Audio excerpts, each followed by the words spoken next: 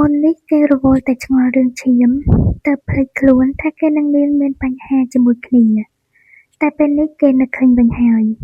ហេតុនេះគេមិនអាចផ្អែមល្ហែមជាមួយនាងដូចមុននេះបានទេតាមពិតទៅបងឈប់ខឹងអូនហើយគ្រាន់តែវារឹកឲ្យអូនតាមលងមែនទេស៊ីជឺធ្វើជាសួរលេងក្នុងបំណងញាស់គេតិចតួចចាំមើលគេមានប្រតិកម្មបែបណារំពេចនោះការញាស់របស់នាងក៏បានផលពិតមែនគឺគេងាកសម្លក់លៀងនិយាយកំបាត់កំបោយទាំងប្រះខ្លួនគេយ៉ាងលឿនបងមិនមែនក្មេងមិនមែនតតែក្មេងទៅចូលចិត្តឲ្យអ្នកដទៃលួងទេមនុស្សចាស់ក៏អាចទទួលបានការលួងលោមពីអ្នកដទៃបានដែរជាពិសេសពីមនុស្សដែលខ្លួនស្រឡាញ់ស៊ីជឺនិយាយហាក់ដូចជាលេបខាយអ្នកកំលោះហើយក៏ចាប់ផ្ដើមបញ្ចេញភាពច្រឡើមឡើងមកព្រោះតែចង់ធ្វើគ្រប់វិធីសាស្ត្រដើម្បីលួងគេវេលានោះផងដែរនាងក៏បានអោបគេពីក្រោយចប់ណែនថែមទាំងដាក់ជើងកងលើជើងគេយ៉ាងហំហែនតែក៏ត្រូវអ្នកកំលោះចាប់ចេញខ្លាំងៗដោយគ្មាននិយាយអីមួយម៉ាត់ហើយទាញភួយដណ្ដប់ចិត្តក្បាលគិតថាអាចគេចពីការតាមញាស់របស់នាងបានផ្ទុយទៅវិញនាងល្អិតនៅតែក្បាលរឹង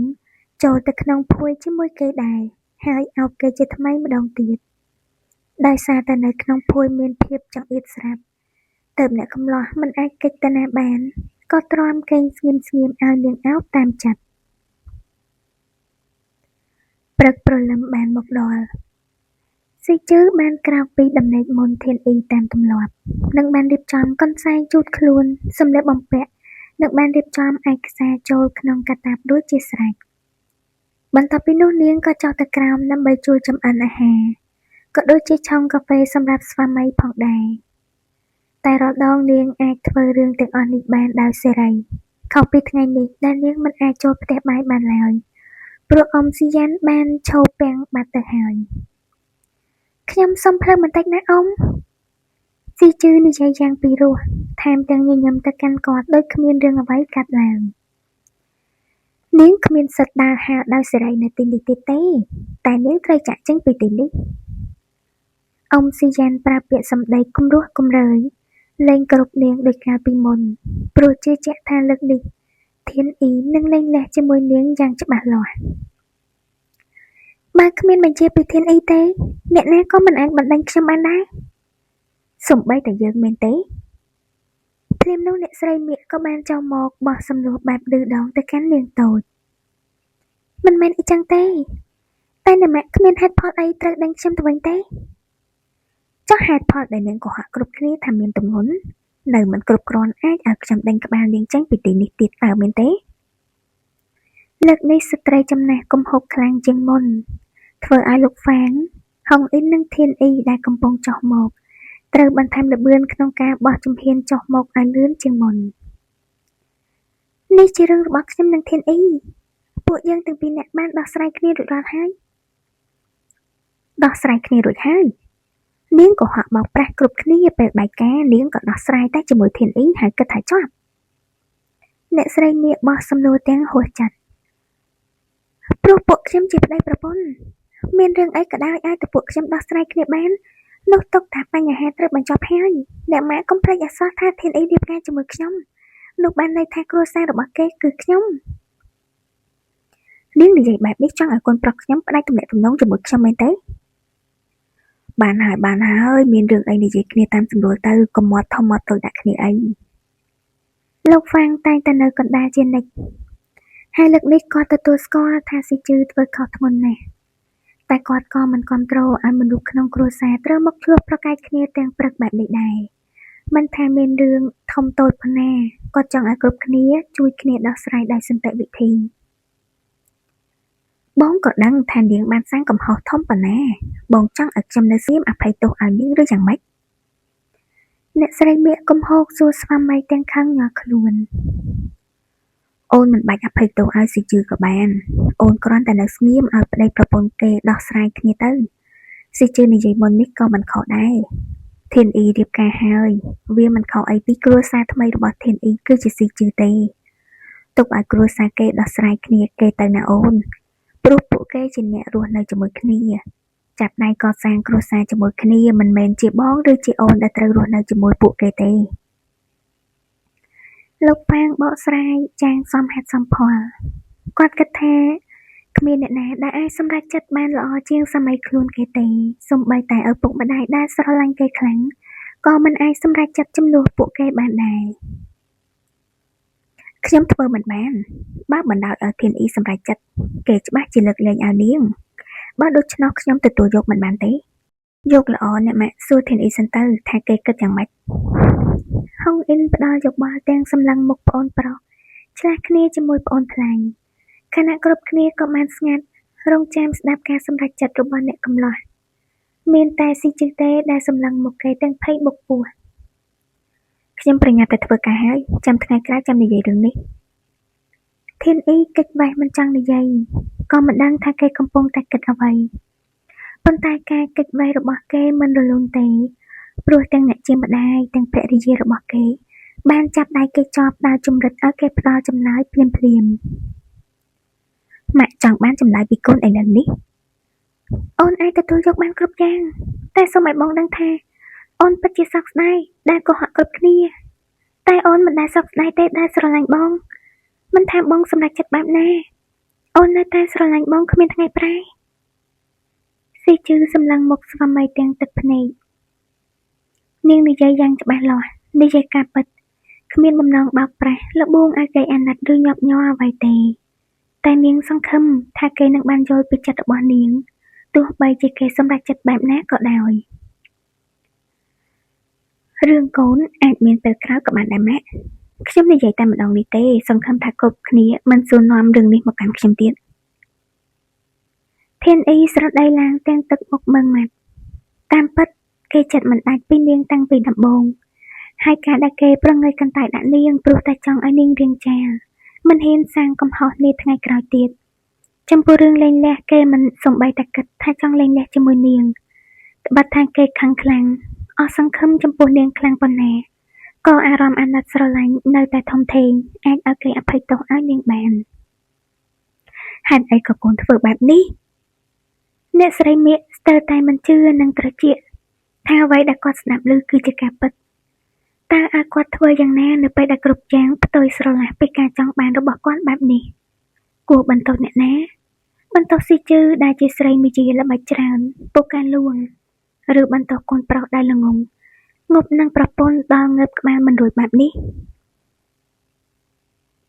ខ្ញុំសន្យាណាអ្នកម៉ាក់ថាតទៅនេះខ្ញុំមិនកុហកគ្រប់គ្នាទៀតទេ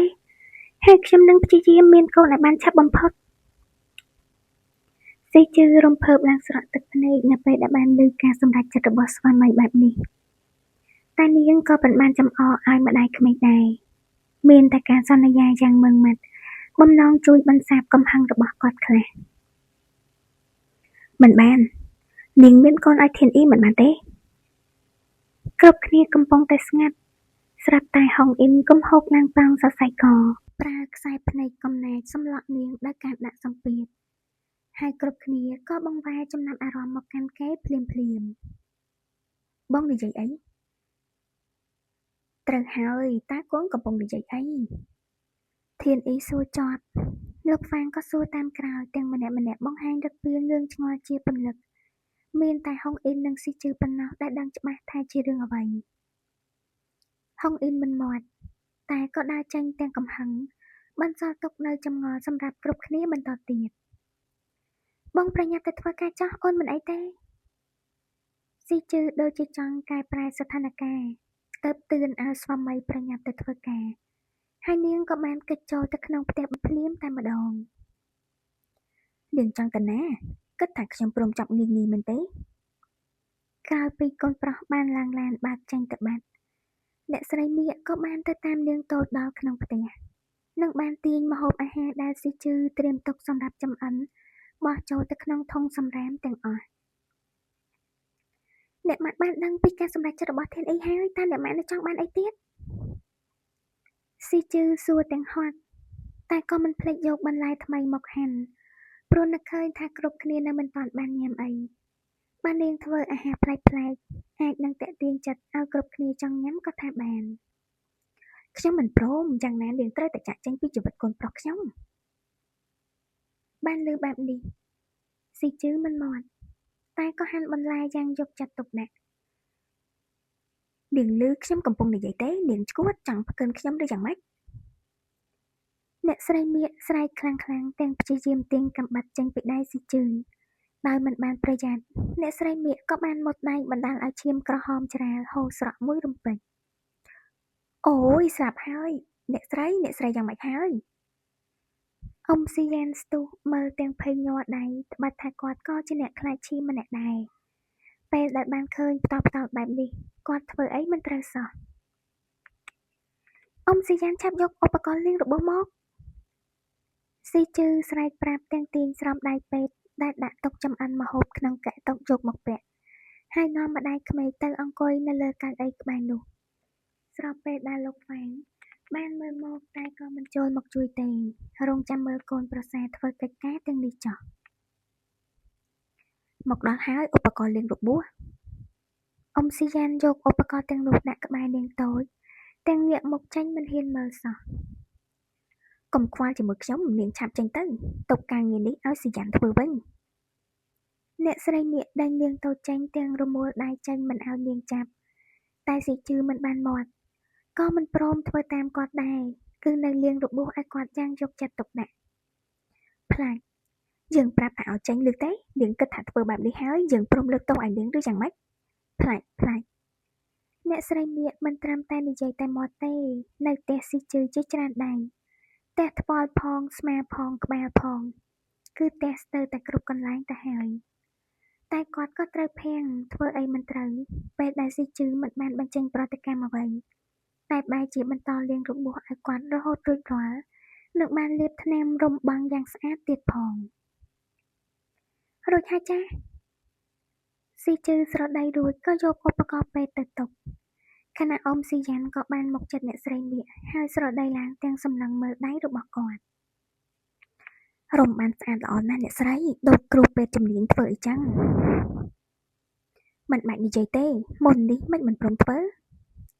ព្រោះខ្ញុំខ្លាចឈាមណាអ្នកស្រីយ៉ាងម៉េចហើយអូនបាត់ឈឺហើយមែនទេបងថាអូនទៅសម្រាប់ទៅកុំគិតច្រើនអីពេលនោះលោកហ្វាងបានចូលមកនិងគ្រាភរិយាទៅសម្រាប់ជៀសវាងអ្នកស្រីមៀកនៅបង្កចំនួនជាមួយកូនប្រសាទៀតចំណែកអ្នកជាប្រពន្ធមិនបានតវ៉ាទេព្រោះមុតកាំបិតមុននេះរៀងអន់ចង់បន្តិចដែរយ៉ាងណានៅមានពេលច្រើនទៀតចាំជំរះបញ្ជីថ្ងៃក្រោយក៏មិនតាន់ហួសពេលដែរទិញទុំស៊ីជឺរៀបចំប្រអប់ថ្នាំទុករួចក៏មានសារលោតចូលទូរស័ព្ទរបស់នាងទើបនាងរហ័សដើរចេញពីទីនោះហើយចុចបើកសារមើលទាំងដឹកពីផិតភ័យកុំធ្វើឲ្យខ្ញុំអស់ការអត់ធ្មត់ខ្ញុំហ៊ានធ្វើគ្រប់យ៉ាងប្រសិនបើនាងមិនស្ដាប់បង្គាប់ខ្ញុំគ្រាន់តែចង់ធ្វើគ្រប់យ៉ាងឲ្យបានល្អឥតខ្ចោះប៉ុណ្ណោះព្រោះរបស់សំខាន់ខ្ញុំរកមិនទាន់ឃើញទើបត្រូវធ្វើបែបនេះធ្វើអ្វីធ្វើទៅតែកុំហួសព្រំដែនត្រូវចាំថាខ្ញុំធ្លាប់ប្រាប់នាងថាម៉េចស៊ីជឺអានសារចុងក្រោយដែលគេផ្ញើមករួចក៏លុបសារទាំងអស់ចោលហើយដកដង្ហើមធំយ៉ាងតានតឹង2 ខែក្រោយមកពេលវេលាចេះតែកន្លងផុតទំនាក់ទំនងរបស់ធានអ៊ីនិងស៊ីជឺក៏បានត្រឡប់មកដូចដើមវិញរីឯអ្នកស្រីមៀកត្រូវបានលោកហ្វាងនាំទៅកំសាន្តក្រៅប្រទេសមួយរយៈក្រែងគាត់អាចគិតអ្វីថ្មីៗបានខ្លះហើយក៏ឈប់មានចិត្តចង្អៀតចង្អល់ចំពោះកូនប្រសាទៀតសំណាងល្អតាមផ្លូវណាអ្នកម៉ាក់លោកប៉ាហុងអ៊ីនធានអ៊ីនិងស៊ីជឺបានជូនដំណើរលោកប៉ាអ្នកម៉ាក់ដល់ព្រលានយន្តហោះនិងបានស្រដីឡើងព្រមគ្នាទាំងញញឹមចំណែកអ្នកជាឪពុកម្ដាយក៏បានញញឹមនិងលើកដៃលាពួកគេដូចគ្នាបងសុំទោសផងណាថ្ងៃនេះការងារបងរវល់ណាស់បងមិនបានជូនអូនទៅវិញទេក្រោយពីឪពុកម្ដាយបានចេញដំណើរហើយនោះធានអ៊ីក៏ងាកប្រាប់ភរិយាទាំងសោកស្ដាយតាមពិតទៅគេចង់ជូននាងទៅផ្ទះវិញណាស់តែដោយសារការងារច្រើនពេកទើបត្រូវប្រញាប់ទៅក្រុមហ៊ុនដូច្នេះចាមិនអីទេអូនអាចទៅវិញដោយខ្លួនឯងបានស៊ីជឺពោលទាំងញញឹមទើបធានអ៊ីលានាងទាំងមិនភ្លេចថាមើលខ្សើតាមទម្លាប់ហើយហុងអ៊ីនក៏បានឡើងឡានតែមិនទាន់ចេញទៅភ្លាមទេតតែធានអ៊ីចេញឡានទៅបាត់ទើបគេសម្លឹងមុខស៊ីជឺបន្តិចហើយនាងក៏ចូលមកអង្គុយនៅកៅអីខាងមុខក្បែរគេនាងគិតយ៉ាងម៉េចចំពោះធានអ៊ី គេសួរទាំងទឹកមុខស្មាលខ្ញុំស្រឡាញ់គាត់ណាស់ព្រោះគាត់ជាស្វាមីខ្ញុំប្រយោគនេះស្ដាប់ទៅធម្មតាតែវាមិនធម្មតាសម្រាប់ហុងអ៊ីនគេហាក់ដូចជាយល់ន័យពិតប្រាកដនៃប្រយោគនេះតែគេមិនទាន់ជឿ 100% ទេព្រោះមើលទៅនាងដូចជាកំពុងតែបោកប្រាស់គេប្រាកដហើយចា៎កុំឲ្យខ្ញុំដឹងថានាងកុហកខ្ញុំពុំនោះទេខ្ញុំនឹងបំផ្លាញនាងហុងអ៊ីនស្រដីទាំងទឹកមុខកំណាចកៅភ្នែកប្រែទៅជាពណ៌ក្រហមបញ្ជាក់ថាគេមិនបានគំរាមតែគេនិយាយមែនបានលោកបំផ្លាញខ្ញុំអ្នកដែលត្រូវរលាយគឺជាលោកនាងក៏មិនបានគំរាមតែនាងកំពុងលើកហេតុផលយកមកតវ៉ាជាមួយគេតែនាងបែរជាត្រូវខកចិត្តពេលដែលឮការឆ្លើយតបរបស់គេ